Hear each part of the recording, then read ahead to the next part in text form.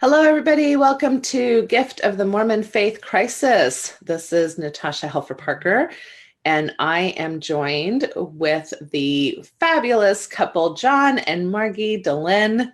We are happy to be back. We've been kind of taking a bit of a break. We had a lot of busy things going on this summer. So we were thriving. We were thriving. We attended a great Thrive conference where all of us presented and got to meet some fabulous people going through a lot of transitions, challenges, and really wonderful event. So hopefully that will happen again. I think it will. And we're excited to kind of keep going with the topic that we left off with, which are what are the kind of top issues or tips for Mormon women in particular after a faith crisis. We will do a similar type of topic run for men as well after we're done with women. So, but before we get going, let's just cover kind of some of our things. So our mission, John, you want to start us off on our mission? You usually give that to one of us. All right. Let's see. If I'm remembering right, our mission is the 3 Ps, which is we want to provide positive, practical, and personal tips to support people who are both navigating a Mormon faith crisis and or their loved ones. So we try and make this safe for believers and non-believers, church attenders, non-church attenders, people in the middle, but it's all about being positive, personal, and practical. How's that? That's great. Well done. Very well done. And those 3 Ps, by the way, we give credit to Margi because she just did a wonderful job coming up with those 3 Ps. So, Margi, why don't you talk a little bit about what we hope our message is here? Absolutely.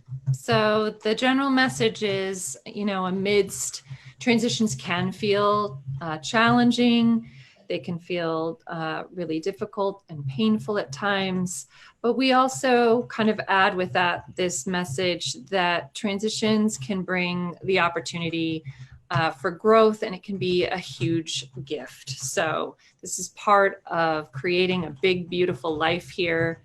And that is why our logo is sunny and yellow with fresh greenery, right? A new plant. Begin again. That's right. That's right. And we are a production of the Open Stories Foundation. You can find us on iTunes. You can find us on the website, mormonfaithcrisis.com. And, it is a platform that is dependent upon viewer support. So we ask for donations, which since now that we are part of the Open Stories Foundation can be tax deductible donations since it's for a nonprofit. And we can't do this really without those of you who are there helping us and supporting us. And many of you do. So thank you. Thank you for that. If you find value in this, we love providing it. We can only provide it if we have, sustainability. So we want to continue to be able to provide this resource. We've gotten a lot of great feedback. A lot of people are saying that they are finding it to be a very valuable resource. Hopefully something that you can share with your family or your friends or people that you care about that you're maybe struggling with this transition with, so that you can be better understood or that you can understand somebody better as well. So we just want to kind of ask for your support in that way. And there's wonderful, very easy donate buttons on our pages. John, anything you want to say about all of that? Because you manage that probably more than I do. Yeah, just like you said, we appreciate those who support us. We do have a few supporters. We're quite a ways away from the level of support that would make this financially sustainable, specifically so that the participants who are donating their time, dedicating their time, can be compensated at least minimum wage for their efforts. Not minimum wage, a fair, reasonable wage, and so. We would just like to make a plea for anyone who really drives value. We get messages all the time from people that are saying this podcast is saving their marriage, saving their lives, really helping them through a transition. We just want to ask you to please take a minute then, if you really value this or want to see it continue either for yourself or for others, in future generations to just go to mormonfaithcrisis.com, click on the donate button. $10 a month, $100 a month, whatever you can afford. It'll really make a difference in people's lives. So we really appreciate it. Yeah, we try to provide this on a weekly basis. Even when we take off a few weeks, we have enough content to cover weeks as far as, if our goal is kind of like an hour or two a week to offer that. So we are putting out quite a bit of content, and we love it when you participate with us. So make sure that you comment live with us and, give us your feedback as we go. Just a little bit about each one of us. So I'm a marriage and family therapist. I run a private practice, and I see people for coaching and therapy services. You can find anything that I'm involved with, either presentation-wise or counseling-wise, at natashaparker.org. I'm also a certified sex therapist. So I offer a lot of services in this transition kind of space of sexuality, faith transitions, that other mental health or parenting concerns or things of that nature as well. Margi and John, why don't you tell us a little bit about yourselves? Sure. My name's Margi Dehlin, and I am a life transitions coach, and I also write a bit. So you can visit me at beautyinthenow.org. You can have all things Margi there. And she's a wonderful coach, as is Natasha, is an amazing marriage therapist and sex therapist. So I'm honored to be on this show with these brilliant, talented women. And I have a podcast called the Mormon Stories Podcast. It's the longest running and probably maybe most listened to Mormon themed podcast since podcast started. We've been doing that since 2005. I also got a PhD in clinical and counseling psychology along the way. And so I do a small amount of coaching. I really focus on mixed faith marriages and individual faith crisis stuff. I've done a lot of LGBT work, but I'm willing to see clients on a limited basis. If you think you might need some support, you can go to johndelin.com/coaching and get the information there. Awesome. All right. So ways that you can also help support us: share this episode on your social media, like our Facebook page, give us a positive review on the Facebook page or on iTunes. Those things really make a difference. Comment, email us, help us plan events. If that's something you're interested in, you can always contact us and let us know what participation you'd like to offer, or questions you may have, or topics you may want us to cover, all of that. So hopefully you'll feel free to interact with us. So we are going to pick up on this topic that we left off of several weeks ago now. So if we repeat a few things because we don't totally remember what we said, then you'll just have to bear with us. But as we've learned through our Mormon experience, repetition is good.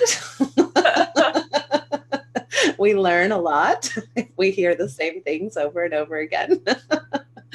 And since we did that on one side of the spectrum, it's good for us to do that on the other side of the spectrum as well. So, hey, Natasha, yes. Let's bring in a listener comment. We just got one from April MacArthur Newman. She writes, "Yay, my first live Gift of the Mormon Faith Crisis episode. I listened to all the Gift of the Mormon Faith Crisis episodes.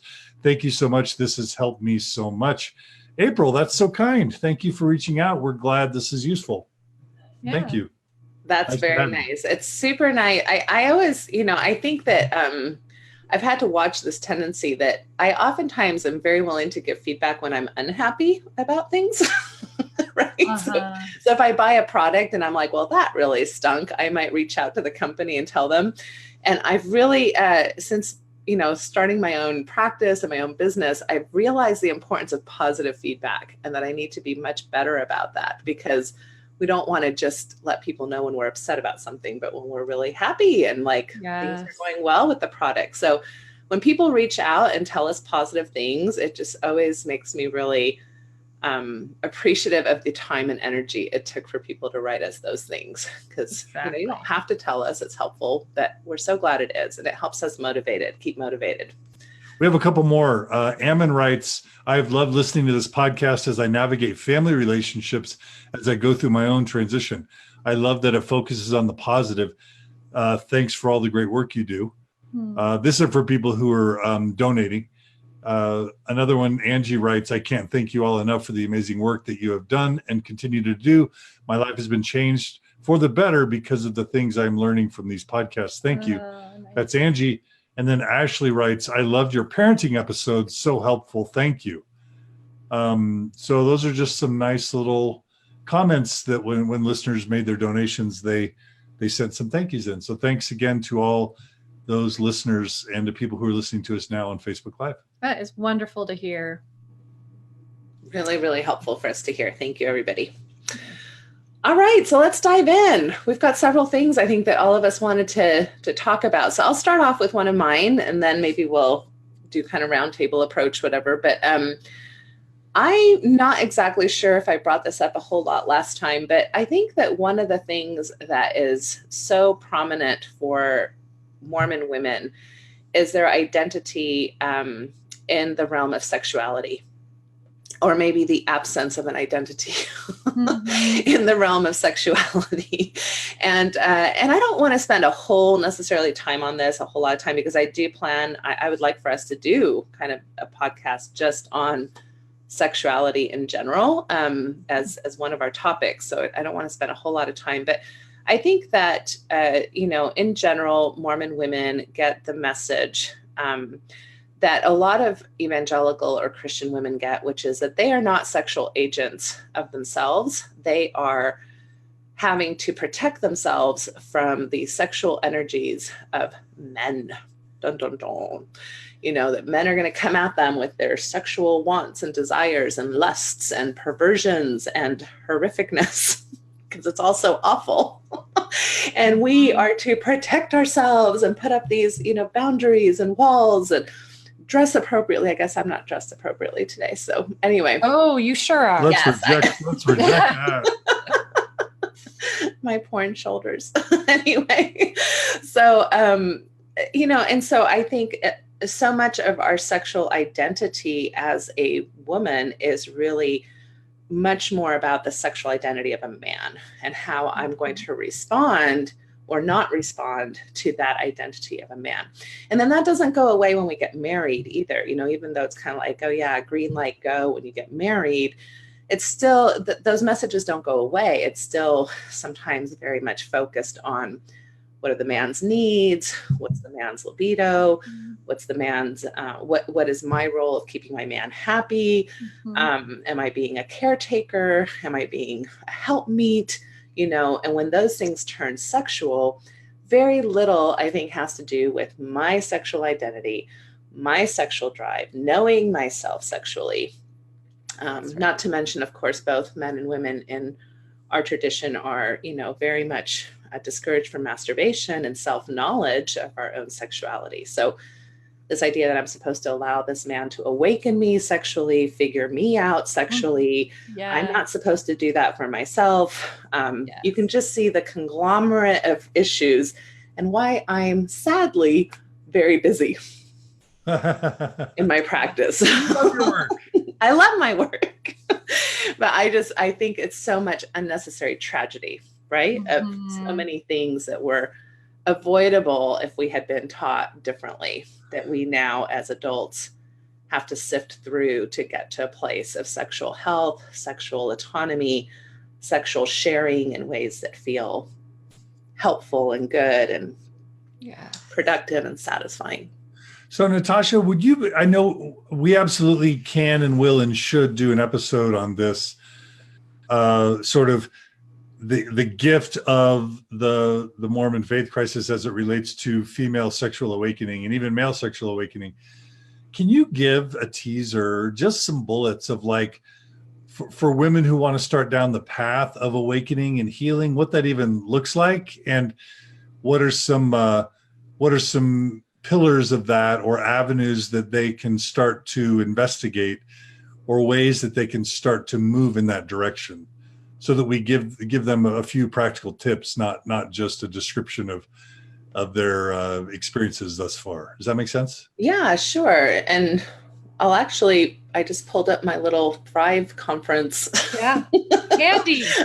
My handy dandy presentation, because I thought a lot about going into that presentation about what does a healing journey look like, you know? And I mean, we can all sit around and go, yep, that happened. Yep, I think I was damaged by those messages, but what do I do about it? Where do I go from here? So I do think that, you know, a big part of it is self-awareness, which is kind of what we're doing here today, right? Is talking about it, thinking, even if you're in a space where you're like, oh yeah, you're amen, sister. I've already thought all those things. Or if it's the first time you're really kind of thinking, I wonder if I was affected with those kinds of messages. All of that falls under that self-awareness category, which is, I think, a really good place to start. We need to know where we come from and that we want something different before we can even start formulating a plan. So that's actually the start of a plan. And then I think, you know, a big part of it moving from there is giving yourself permission, being intentional about wanting something different, prioritizing it in your life, saying, hey, I do want something different than what I've received. And I think in the realm of sexuality, one of the myths that we have about sex in general is that it just happens naturally. It's just supposed to organically happen and come up. And most goals aren't like that. I don't just organically get an education, you know, or organically become a better parent, or organically, you know, say, you know, work on my budget. It's like, if I want improvement in those areas of my life, I have to sit down, I have to come up with a plan, I have to give myself permission, and I have to put energy and intention into those things. And I think a lot of people don't think about sexuality in that way. So that would be another thing. I think knowing what's possible, which is a huge part of sexual education, comprehensive sexual education. So really understanding anatomy, understanding what we know about human sexuality is another piece. And then practicing, you know, specific strategies, putting things into practice, trying things out, hopefully having a partner, or if you're single, you know, as you consider having partnered relationships, how are you going to, you know, delve into the practice of sexually thriving in your life? Sometimes that also necessitates deeper work, like intensive therapy, especially if there's been trauma, or you need somebody kind of professionally to help you through those things. But those are my main ideas about how do we move from point A to point D, F, Z. Mm-hmm. Loving it. How about you, Margi? Do you have any insight into, and this is going to sound really personal, but kind of your sexual awakening or things that have been useful or meaningful to you? Do you feel like you've had one? What is it? I feel like Natasha's touched on some of my experiences that way. Just in conceptualizing that, for whatever reason, I really felt I always looked at sex in relationship to another person as opposed to a relationship with myself. When you say another person, is there anyone specifically you mean? No, I was speaking conceptually. But you, babe. No, make it personal. Yeah. So I was speaking in women, so it is conceptual, right? Every time you're taught about, they allude to sort of procreative, it's very relationship oriented, particularly for women. And so then what you're thinking about is I'm programmed to think of other. Oh, satisfying someone else. Oh, in the procreative process, being a mom. But what I feel like was missing was actually, it is a relationship I should have with myself first and foremost, before otherwise I'm in relationship and it involves someone else. And I can't tell them anything about me. I do not know.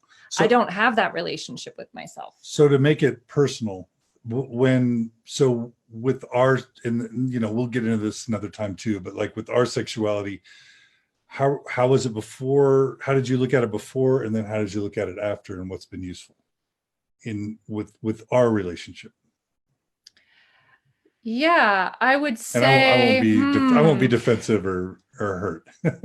No, I think that actually wasn't something that you would see a big, because it's internal work, right? Just sort of, and I feel like pleasure has always been something that we've been able to navigate pretty well. So that was more conceptual and internal work for me, realizing I didn't have that. If you're talking pre and post, one thing that I had that is very personal to us that came out of the transition is I really felt like I owned you, your sexuality, your relationship with yourself. Being married, it was like, well, I have a say in your behavior. And so meaning what? Masturbation or porn or looking at other, like noticing beauty, it was like a shut off valve. Like that should be canceled out now that we're married. It's just me. That is the only outlet that is approved of. And I feel like that's very culturally reinforced. I think it's religiously reinforced. And so just so I can understand. So you're saying that you felt like it was kind of your job to monitor and police any of that type of behavior, and kind of a role of a police person or a mother to kind of oversee and monitor and control if there's a problem. I would probably say it actually was more of an expectation that I had. It was something that I held so that when those things naturally came up, the way my mind processed it was like, oh, it's like a betrayal or cheating doing those things, because I had that sort of relationship and expectation of like, I am the only approved model. It starts and ends right here for us. And so that is something that I absolutely had to renegotiate in our marriage. And just incidentally, because are you okay? Mm-hmm. Because I felt that expectation, and I think this is, Natasha, you can tell us how common that is. This is because I felt that expectation. What I did is I felt a lot of shame, and I wanted to just not tell you. And so we probably went 17, 18 years where whatever I did privately, I just kept from you. And it was when our marriage was kind of fraying that I opened up about that. And I was worried it would end the marriage. But what came out of that was a lot of communication and a lot of focus on finding ways we could meet each other's needs so that we wouldn't have as much of a desire or a need for external sources. Not that those things were bad. So for me, you letting go of that role of expectation / policeman / mom, which I didn't think you did a lot of policing, but I felt that probably just in terms of the expectation. That actually led to a lot of emotional intimacy and improved intimacy on our part. Really quick, Natasha, you like to talk about roles and how no one wants their lover to be their mom or their teacher, or don't you have sayings around that? Yeah, like, are we playing roles that are sexy in our relationship with one another? And I think a lot of times we do get into parenting dynamics, and one that you're kind of describing. And I think even what you're talking about, ownership, Margie, I really liked your language on that. I do think that there is something, and it's not just Mormon, it's very much the soulmate kind of idea that we have about romanticized love. And if you listen to love songs, it's like, I belong to you and you belong to me. And there's a lot of ownership. And most of us really resist ownership. You know, most of us resist a sense of being controlled by another person. So it sets us up kind of for failure to begin with, that kind of narrative. And we don't have a lot of maturity or skills or education on how to be a sexually autonomous person that then shares themselves sexually with their partner. And I think, you know, even when John was talking about, well, did you feel like it was your job to monitor me? I think it goes even a step deeper than that. I think you would agree with me, Margie. It's like how we're taught as women. Our value is so much about sexuality for men. Yes. And our value as far as how we look or how we present, or are we sexy enough or sensual enough, that it's not so much, we start monitoring as a byproduct. But before we even get to the monitoring piece, there's this deep sense of, I think, betrayal, because so much of what we've been taught about our identity is that if there is anything outside of us, that's a direct correlate to how I'm not good enough. I am not enough for you. And therefore, these very normal human tendencies, which is that we are attracted to more than one person, or that we do want to masturbate on our own. I mean, I was a woman that did masturbate on my own in secret in my marriage, you know, because I felt like, I don't know, what would he do if he found out if I did that, you know, or things like that. Those are things that first, I think, comes that sense of you're attacking the very core of what I've been taught my identity is as a woman. Yeah. And that means I'm not enough. And then, yes, the Mormon messages on top of it have put that role on women. I can't tell you how many Relief Society lessons I've sat in where that's the lesson. How are you going to monitor the computers in your home, women? You know, how are you going to make sure that your husband or your children are not accessing sexual materials? Yeah. And so we become the police people, the policing energy. And back to your point, John, nobody wants to be married to a police officer in their bedroom. I mean, nothing wrong with being married to an actual police officer. Nobody wants to be. We appreciate y'all. Yes, we need to. Nobody wants to be married to a police officer in your bedroom, just like nobody wants to be married to a teacher or a parent or an authority figure in your bedroom. You want to be a partner, you want to be a lover, you want to be an egalitarian, you know, giver and taker in those roles. So we really have been dramatically set up for so many disastrous kind of narratives, right? Scripts, stories that we tell about what does it mean when my husband finds another person attractive? What does it mean if I'm masturbating on my own? What does it mean if I find erotic material stimulating and stress relieving? We have stories about all those things that are very much tied to how we are taught about ourselves as women in the Mormon church, and also men, but we can get to that later. But I think for women too, in sexuality, we're not really taught that we're going to struggle with sexuality as a drive on our own. We're taught that we're going to struggle with the drives our male partners are going to have. Exactly. So it erases women's sexual drive, and it erases, of course, lesbian sexual drive or bisexual lesbian drive, and it erases, you know, personal kind of relationship with your sexuality if you're a woman. It just, those things are non-existent. We don't even consider them. Yes. So that's great insight, Natasha. Thank you. Let me ask you both, just because I want to make sure we talk in depth about this, just to help women who are interested or curious find the improvement, because I really do think this is a gift. Just this idea that men, you know, all these misperceptions, Natasha, that you're so good talking about, that men want and enjoy sex more than women, that women aren't as interested, that men have higher libidos, that, you know, just all the misperceptions. And again, that it's a woman's job to be the gatekeeper to sexuality. And then just the basic lack of attentiveness to a female orgasms, and how, you know, the man gets his needs met, but the woman often ends up unfulfilled or unsatisfied. I think that's a very significant percentage of so many Mormon marriages, 5, 10, 15, 20 years, where women, there may be Mormon women who just don't even ever orgasm, or couples that don't think about that or don't care about that or don't know how to do it. So I see that one of the huge gifts of a Mormon faith crisis is the opportunity for female sexual awakening, where sex becomes something that you become empowered about, and it becomes something that you derive more joy or pleasure from.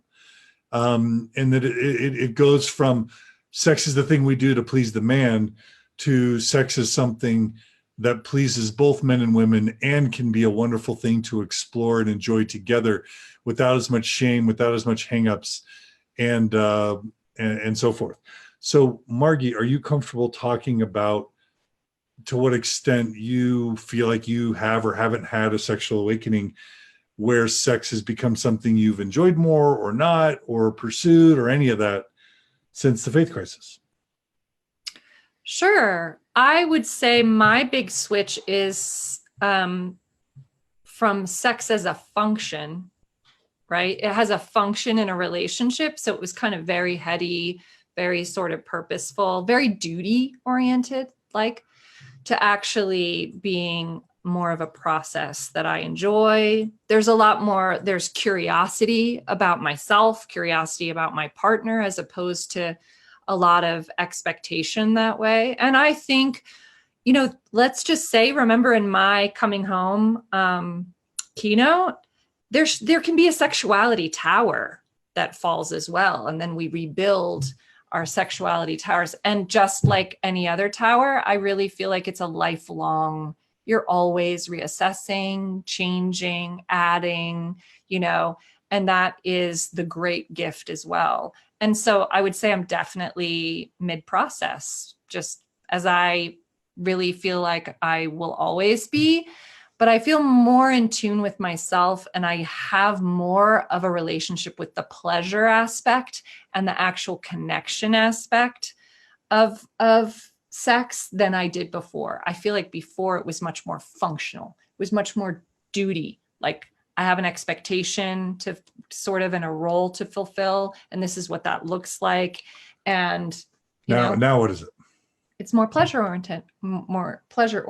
It's more curiosity. It's more in the moment. It's like a relationship builder. It's a spiritual, connection as well. So it kind of, I just feel like it's a much more full experience where I'm exploring myself, but I'm also exploring you, and we're exploring each other in a place, hopefully, of safety and curiosity, as opposed to one that was purely expectation and duty driven for me. What have you experienced, or what have you seen, Natasha, with yourself or with the people you work with? Sorry, I had muted myself. I think that, when I think about my own personal journey, some of this started happening for me even prior to faith transition. Although, I always see my faith transition so slow, so long that I'm not really sure where.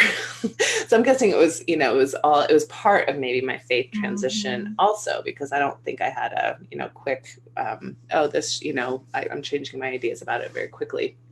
So I just remember my thoughts about really starting to think about, why do I feel guilt and shame when I'm really kind of only having sex with my husband, and I'm in a space. And I remember I was Relief Society president when this happened. So sorry to blow anybody's bubble, but I, for the first time as a Relief Society president, said the F word in my bedroom with my husband.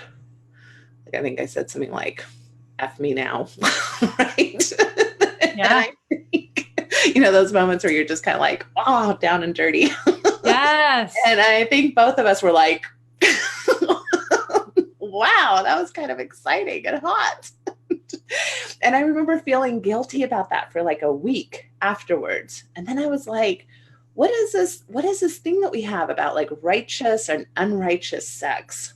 Even in our own bedrooms, even with my own husband, even though both of us liked it, both of us had a positive reaction to that language, to that dirty talk per se, and we had a lot of fun with it. And here I am, like, I'm not a good enough Mormon girl, or Mormon wife, or wow, that really was like, I really had like this moment. I remember sitting in my car, I was alone, or maybe my kids were in the back or something, and just having a moment where like, that is not okay. It is not okay for something, I'm not sure what that is, to be imposing itself on me and my husband's sex life. And then from there, it kind of went into fantasy talk and things that I liked thinking about and that I would share with him. And he responded well to that. And I just really started saying, you know what, we get to decide if it works for us.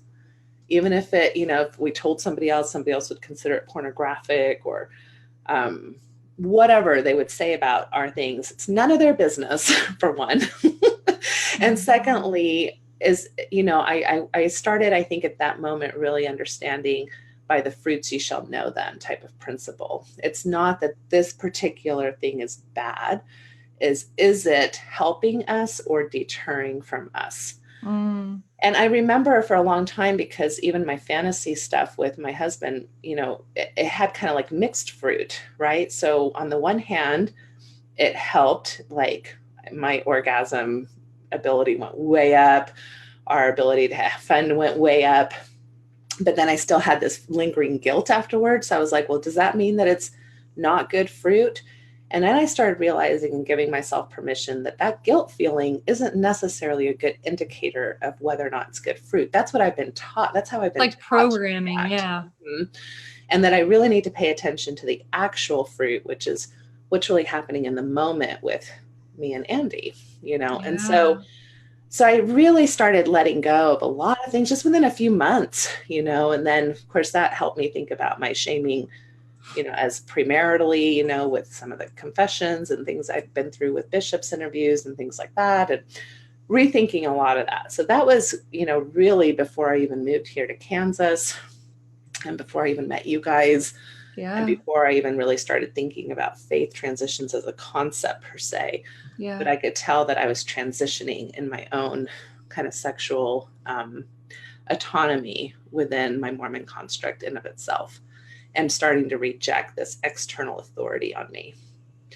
So that was very helpful, And of course, as we've delved into this and we've talked to so many people now, I can see that this is a hugely common experience. So common. And really, I think, again, sad, because I'm not saying that having fantasy talk or looking at erotic images is right for everybody, but it's not wrong for everybody just off the bat. Right. You've got to figure out if that's right for you or not.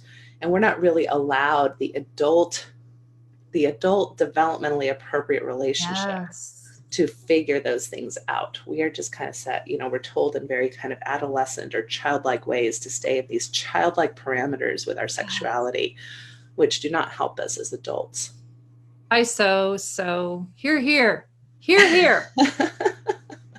And I think also structurally, even if we kind of go back to the structure or the formula, right?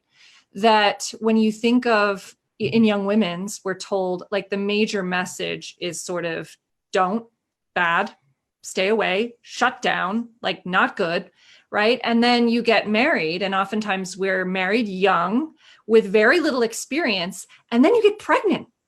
So it's not even like you really have an exploration time with your partner. I was pregnant like within a year. And then John's getting to know a whole different person. Right? And then you're dealing with an additional role. Your body doesn't totally feel like yours. You're sharing and that in and of itself, people have very hard pregnancies where they're not feeling well. And so I just sort of feel like we're not given that space to really, and that's why my shift around, relationship to self, that's where that comes from. I just feel like my body was always for someone else. It was never for me. And so being able to actually just acknowledge that and say, and particularly with my daughters and my son, being able to say that sexual piece is a part of you, like any other part of you, like your emotional self or like your intellectual self, and you get to explore that just like you do your ideas or just like and so first and foremost, that sexual relationship, it begins with you. It should begin with you, And what's so frustrating or maybe wonderful is that our instinctual selves know this. Mm-hmm. So we start self-exploring in the womb. They can see like the hand of a fetus or, linger in the genital areas more than they linger on other parts of their body. We self-explore as toddlers. Is that Satan? Is that Satan in the womb, basically? Right, exactly, right? No, I'm just being silly. Right, and that's what I mean, though. That's like we're naturally driven to these ways, so that in our childhood, in our pre-adolescence and our adolescence, we should have already been way comfortable with exploring ourselves. And a lot of people don't remember the moment that their parents for the first time slapped their hand away from their penis, which sometimes can happen during diaper change, or that moment where, you as a toddler were rubbing up against your stuffed animal and got it yanked away and told by a parent, stop it, don't do that. So a lot of people are like, oh no, I never masturbated, or no, I never, but you don't really remember sometimes the ways that from a very early age, most of us were discouraged from self-exploration. Mm-hmm. But if we allow for that natural progress, then you get to adolescence. Then you start dating, kissing around a little bit, feeling a few things, starting that kind of, oh, now how do I share that with another person, right? What's that like? And then by the time that you're really ready to be in a committed relationship, even if you've waited, due to your values to have, I guess, penetrative sex, you're in a much better position to know what you enjoy and what you like. And yeah, I think one of the worst advice things that we do as Mormons, step babies right away. Yeah. Maybe if we allowed for premarital sex, sure, then have babies right away, but we don't. And so really allow that partnership to have erotic exploration time, get to know each other in that space first before, yes, all the body changes, hormone changes. Why would you say that's important as a foundation for a marriage, to have kind of a couple of years of sexy time before you jump into kids? What's the payoff later? Well, we know so it's a challenge for anybody who wants to be in a long-term relationship to stay sexy time oriented for 50, 60, 70 years, which is kind of what we're doing these days if we get married when we're in our 20s. And but we also know that there's some really core ingredients to being able to keep that going. And one of those main ingredients is that initial, like what we call limerence time, that initial, like, just when you're kind of like really into each other and can't keep your hands off each other type of feeling that many have, when they're first dating. Not everybody has that, but a lot of people do. And even though that stage won't last for 60 years, it's a huge foundation that your mind and your body goes to in reserve to remember. Yeah. And that stage is about 6 to 18 months long. And if you're already pregnant before that 18 months, takes place, it just kind of robs you of that really important time. Plus you get, you figure out some of your gender roles, you figure out, those first years of marriage are tough anyway. You're having to share in ways that you haven't shared before. You're having to compromise in ways you haven't compromised before. And hopefully you're having a lot of time to really enjoy that process. Or, and I'll say this too, I think sometimes it's time to get the hell out. It's time to be able to say, you know what, we moved a little too fast and I didn't really know what I was getting myself into. And we've been into this for 18 months and it's been miserable and we need to knock this off. We need to just get out. Yeah. This is not a good marriage. And if you started with a kid right away, that becomes a much harder process to do. So true. One of the most difficult and painful things I experience as a coach / therapist is that I meet these couples where they were not sexual prior to marriage, and then they get married and they have these incredible high disparity in libido interests or in sexual interests, where let's just say the woman will want to have sex 2 or 3 or 4 times a week and the man maybe once a month, or vice versa, or once a year. And this is the sort of thing that causes incredible tension and distress in the marriage. That would have really been remedied by just some basic exploration beforehand. So this is going to sound super controversial to maybe to some of the believers, who are listening. But for me, I think I would strongly counsel my kids to be sexually active to a committed partner that they were thinking about marrying prior to actual marriage, not in an unhealthy way, not in an unsafe way, with consent and with love and with education, just for the fact alone that I actually care about marriage and I want to see marriages succeed.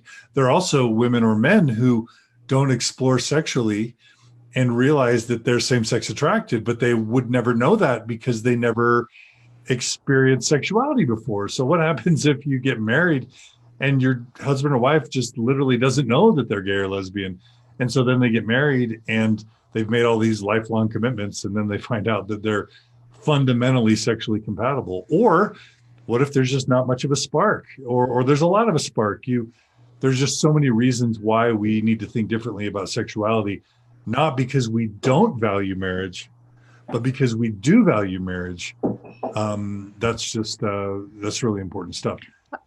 I love that. And I hear what you're saying underneath that as being like, I almost feel like on some level, you feel like, sexual experiences are talked about in a way that makes you feel like something's being taken away from you, right? As opposed to you're actually gaining something. It could actually be giving you insight, giving you self-knowledge, giving you self-awareness.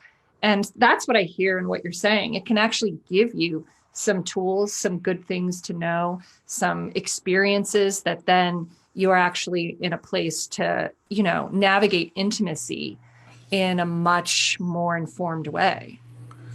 Well, and going back to how we're talking about women in particular today, I think because going back to even the roles and how we talk about sexual identity, when you don't, I remember in all those lists that we made in Young Women's, do you remember those lists, Margi? Like, yep. What are all the attributes you want in your future husband? Righteous, priesthood, holder, temple. I never got the sense that we should write on there, he's totally hot and I want him so bad. Sexy beast. Yeah. I never saw sexy beast on one of those lists. You better turn the hell on me. Yeah, that's so, turns me on. Gets turns me. I want him to make sure he turns me on so good. So I never saw that on there. No. Yeah, and I think never really saw that as a not even out. Laurel. And so, but that's I bet you put that on your list, Natasha. I bet you. Well, I think I had it on my subconscious list. I just didn't write it down. So. But even as a Mormon, we feel some guilt or shame around just even saying that, and it's super important. So we got to shed that shame. And I think what I'm saying too is that indirectly we do tell men that they're going to have that on the list, because we tell them you're going to have a really hard time keeping it in your pants. You're going to have get married right after you come home from that mission, because you're going to want to have sex with a woman, right? And so we are in a sense telling men indirectly that the woman that you're going to look for or fall for is going to be hot, or somebody that you're chemically aroused by. Women don't have that message. They're looking for, well, did he return from his mission? Is he nice? Does he take care of me? Could he be a good daddy? Could he be a good provider? Right? And guess what? You can have all of those things on your list and him not turn you on. And this is one of the most tragic cases that comes through my office again and again and again, when the woman tells me, you know what, I'm now in my 40s. This usually happens in their 40s. I'm kind of done with the kids. I'm realizing I love my husband. He's nothing but wonderful to me. Right. And I've never really been aroused by my husband. I am not sexually, nor have I ever been truly sexually attracted to this man that I devoted my whole life to. And I think that's a tragic Mormon woman story that I see happen way too often. And I think it's because we don't teach women to look for that chemistry. Or I've even had, I just get so sad, but I've had both men and women, but women more so than men, tell me, I had that guy that turned me on. I had that guy. I turned him away. I married the safe guy. I didn't want to get in trouble. I wanted to be able to get married in the temple. So they stepped away from the sexual chemistry because that sexual chemistry was deemed as bad and dangerous. And that's exactly what you need to have happening to your body and to your hormones, so that you can lay that foundation for, 70-year sex with a person. Can I ask a question? Just clarifier.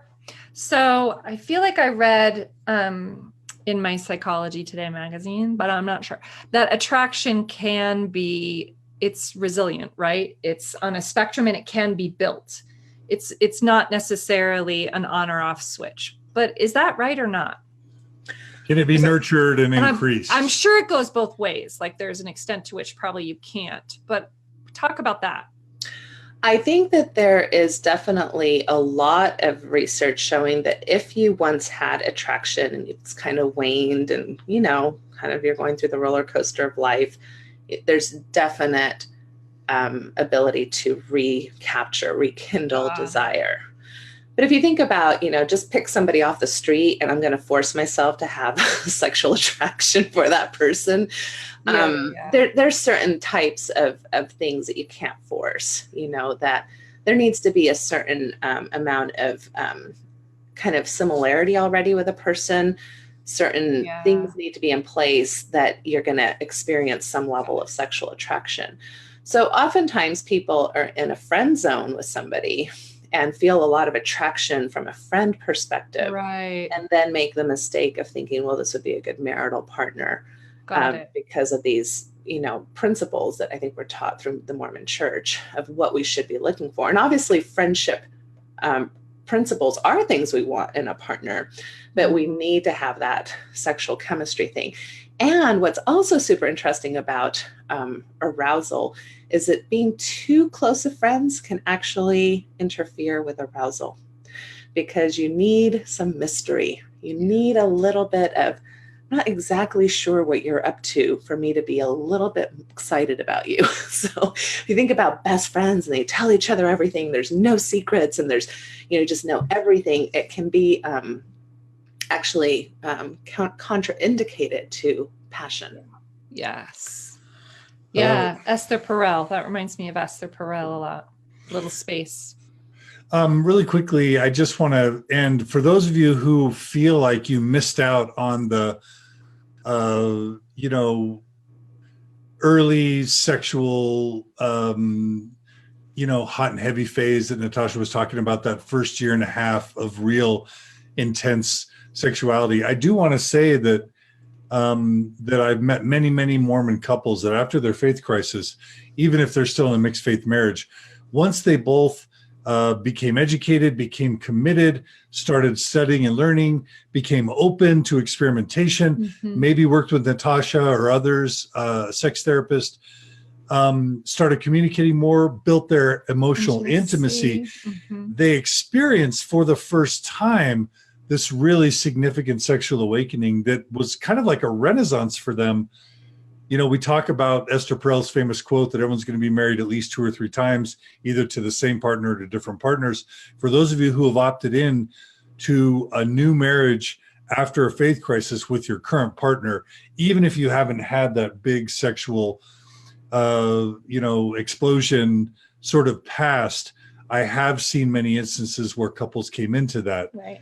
And it became this real huge miracle of a gift that they didn't anticipate. That's right. As a positive side growth of their faith crisis. I just wanted to throw that in. Yeah, so important. That's really important. And absolutely, there's like lots of hope here. This isn't like, oh, we didn't have this one thing at a particular time and so we're doomed. The other thing I'll say too, just to counter a little bit about what you said, John, although I agree about the advice you gave to your kids or you want to give to your kids, just because you have good hot sex before marriage or at your beginning of the marriage doesn't mean that you're going to always have hot sex either, right? So there's plenty of people that come in with sexual function issues or sexual dysfunction or sexual energy depletion, regardless of what their sexual energy started out looking like. So, but it is what I really like about what you're saying is that you need to know if there's a good starting place, good starting place. And even if you decide not to necessarily have, intercourse before you're married, there's a lot of ways to sexually explore. And I know, having worked with lots of Mormons, that there's the couples that kind of barely made it to the temple. Right. They usually have a lot of fun on their honeymoons. And then there's the couples that kind of, were very, more robotic about it or only kissed. And then all of a sudden they're supposed to be naked in front of each other and they didn't really have that natural buildup to having sex. And that can really cause some, I think, unfortunate, what I call kind of honeymoon trauma, that sets up a lot of unnecessary stories for them about whether or not they're sexually compatible. So, yes. So get help. It's complicated. Get help. Get professional help. You wouldn't go to a brain surgeon for heart surgery. Go to a sex therapist for support in your sexual life. Yeah. And if you're a woman, understand that both Mormonism and our Christian culture and our American culture has probably messed with your sexual potential at some level. Yes. A couple quick comments. Kendra writes, "Oh my gosh, you guys totally get it." So thanks to Kendra. April writes, "I felt that a few years before," she said, "I felt that a few years before my faith crisis too. I was doing research, I believe, on sexuality to make our intimate life better and felt so guilty." So April's reflecting how we feel guilty even trying to learn about sexuality to be able to improve our sex lives. And then Andrew, hey, shout out to Andrew. He writes, "The subordination of a woman's sexuality vis-a-vis patriarchy was an absolute epiphany for me, a man. It is precisely this awareness that created in me a desire to not be patriarchal in my behavior. The result for Ashley and me has been a brand new falling, a surrender of dysfunctional thinking, and a corresponding desire to be egalitarian." And I wonder if egalitarianism is more sexy for the woman. Is there something to that less of a subjugated? I mean, of course, it maybe depends on your yuck and your yum, as you like to say, Natasha. But just in general, I wonder if a one down patriarchal sort of like I'm the decision maker, I preside, if that can be a bit of a buzzkill or sex drive kill, and if a woman has her own empowering and a sexual awakening, if that can actually be a bit of an aphrodisiac. Is there something to that maybe? Well, like one way I would put it is I love a good submissive role in an egalitarian relationship. Exactly. Because then that plays out my wounds in a way that I have a lot of control over. So I love playing a submissive role. And I actually like playing a dominant role, but it's in the context of a relationship where I feel like I have an egalitarian voice. I so love the way you say that. There's a difference between what we're playing at and what we're actually doing. If somebody was just like imposing their patriarchy on me in the bedroom, yeah, that would not go well with my vagina. Does not work well.